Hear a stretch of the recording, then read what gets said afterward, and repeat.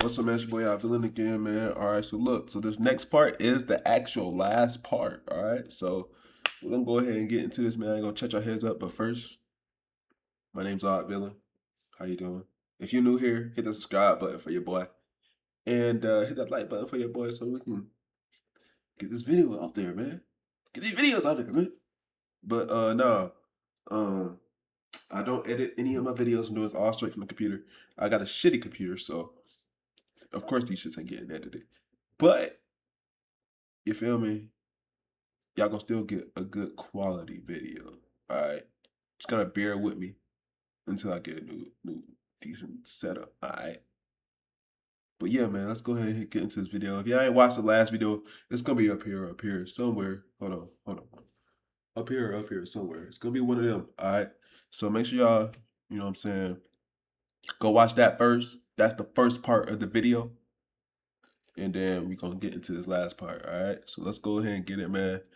Hope y'all having a good day. Hope y'all enjoying y'all day, man. And let's get it, man. Let's go. Crazy woman. So then when I get downstairs, he had one of the guns, and I was terrified. He asked me to give him a suitcase. Is Gannon in a dumpster? No. You didn't hurt Gannon? Did you kill Gannon? No. Why would I hurt our child? I had everything in the world. I have no motive. So tell me where he is and let me help you. I don't know where he is.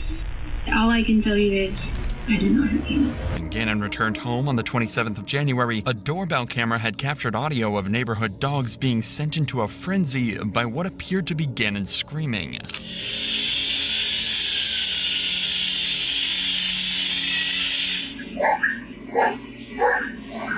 By 5 p.m., 3 hours after these screams, Letitia had ordered her daughter, Harley Hunt, to buy cleaning supplies from a nearby Dollar Tree at 5 p.m. These included baking soda, vinegar, trash bags, and carpet powder from a nearby Dollar Tree. The baking soda and carpet powder to absorb the odor of blood and clean minor stains on the carpet. The vinegar was bought to remove deeper stains on walls and act as a disinfectant, and the trash bags to hide Gannon's body. A body that officers had missed by mere inches and had been hidden away in some part of the basement or garage. And every single location that Letitia showed officers, the garage, the carpet, and Gannon's room, were all locations that Gannon had bled in. Not only that, her searches about human anatomy from before indicate that she stabbed Gannon in the artery, which resulted in arterial spray, after which Letitia desperately tried to clean up the evidence of her crimes. This is also the reason she had backed up all the way into her driveway, as the rear end of her vehicle was filled with blood, indicating that it had taken place prior to them returning home. Knowing that the investigator is catching on to this story, her initial attempts of feigning innocence now turn into desperate attempts to deflect everything that she is told. Why would I hurt our child? I had everything in the world. Why? I have no motive. None. Don't have the first motive. Everything I wanted in my life, I had it. Why? Doesn't make any sense. It doesn't make sense a lot of the time what happens inside of a house. And sir, I don't even know what you're talking about. All I can tell you is, I did not hurt him. Notice that she uses the word motive, which is often terminology that is used by law enforcement when charging a criminal, corroborating the facts that she had done her due diligence about the law in case she got caught, just like her searches about the Alford plea. Regardless, the investigator knows that there is a limit to how much she can refuse cold hard facts, and begins to pressure her even further by promising her that he is more concerned about Gannon's safety rather than her crimes. I do want to help, and whether you did this or not, it doesn't matter to me. With all the evidence that they have, the reason why it took so long is the district attorney wanted to wait till they made sure they could win in the courtroom. And I've done no body homicides before. They have more on this case than we do on most of them. Okay, sir. But if you have what you need, why do you keep asking me? Because our goal is to find Gannon. Our goal is not to prosecute you. That is the district attorney's job. We're investigators. And like you've just seen, I do a poor job about half the time because I have to guess.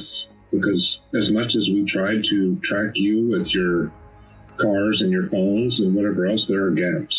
We do have, like I told you, the blood in the house. We do have, do you know about the board that was thrown in the forest? Letitia? Oh. What?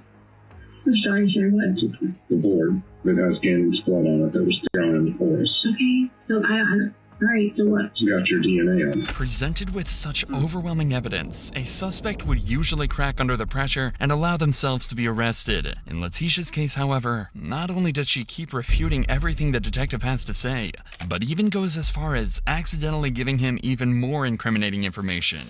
The blood that you or your team allowed people to be in the house. That has no bearing on it. Okay, well, if it doesn't, then okay. It doesn't. Okay, so Are you ready to tell me the last time you saw Gannon? maybe check one of them, because... I bet you they can tell me the last time they saw Gannon, even though it was months before. Your answer. I bet Al can tell you the last time he saw Gannon, even though he didn't know that was going to be the last time. I guarantee you he's got an image of Gannon. And you were the last one with him, Letitia. Okay. Now, Letitia has just agreed that she was the last person who saw Gannon. Not only this, but throughout this interview, she has also admitted to Gannon's injuries, blood locations, and motives. With all of this information that Letitia herself provided, this was less of an interrogation and more of a confession of murder. She kept digging herself into a hole. She should have just pleaded with them. She should have just told them the truth.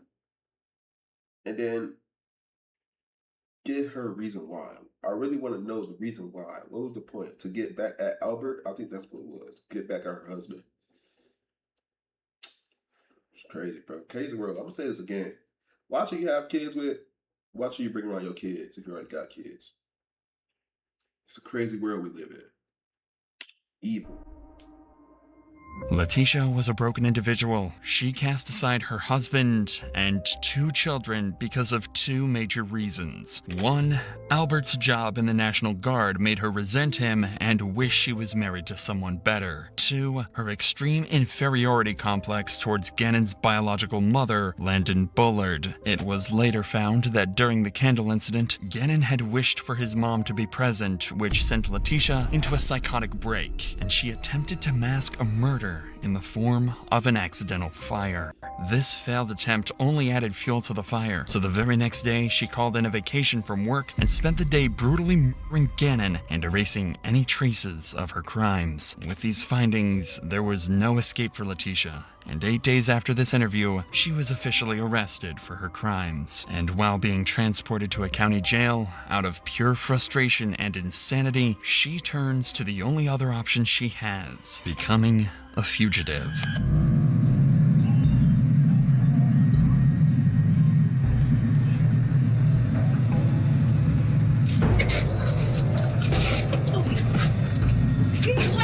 She keeps threatening me. Stop. Well, she keeps threatening me. Stop.